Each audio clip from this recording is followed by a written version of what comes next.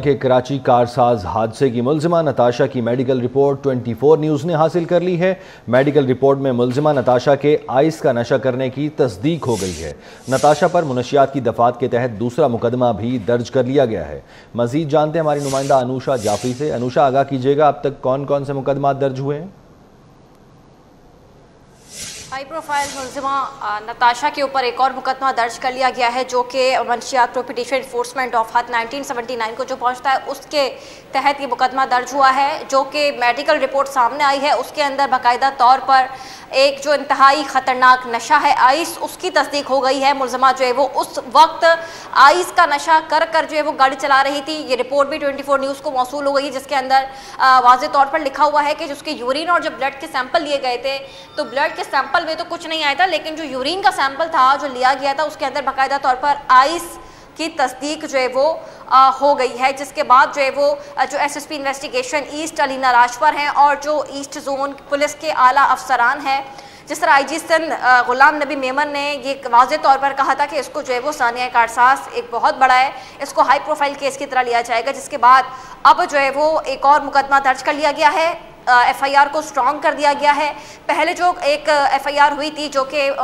جو متاثرہ خاندان تھا اس کی مدعیت میں ہوئی تھی، اس کے اندر دفعات میں جو ہے وہ مزید لگائی گئی تھی، قتل بالسبب کے لگائی گئی تھی، جس کی سزا بھی 8 سے 10 سال ہو سکتی ہے۔ اور اب جو مقدمہ درج کیا ہے، پہلے کی سننے میں آ رہا تھا کہ ایک اور دفعہ منشیات کی لگانے کا فیصلہ کیا گیا ہے، لیکن پولیس کے اعلیٰ افسران کی مشاورت کے بعد باقاعدہ طور پر اس کیس کو مزید ہائی پروفائل کے طور پر لیتے ہوئے جو افسران ہیں انہوں نے یہ فیصلہ کیا کہ اس پر ایک اور ایف آئی آر ہونی چاہیے، اور یہ منشیات کی ایف آئی آر کاٹی گئی ہے، ایف آئی آر ہو چکی ہے، اور جو ایف آئی آر ہے وہ عدالت میں بھی جو ہے وہ دے دی گئی ہے۔ اب جو ہے وہ اس ایف آئی آر کے بنا پر بھی جو ہے وہ جو ملزمہ نتاشا ہے اس سے انٹروگیشن شروع کی جائے گی۔ تفتیشی پولیس کی جانب سے اس پر جو ہے وہ ہائی پروفائل کیس کی طرح کام کیا جا رہا ہے۔ یہ بھی جو ہے وہ ذرائع کہتے ہیں، یہ بھی خبریں گردش میں ہیں مبینہ طور پر کہ اس کو شاید جو ہے وہ آسائشیں جو ہیں وہ دی جا رہی ہیں جیل کے اندر، لیکن ابھی فی الحال اس کا کوئی ثبوت سامنے نہیں آیا، یہ بھی خبریں گردش میں ہیں۔ لیکن اب ملزمہ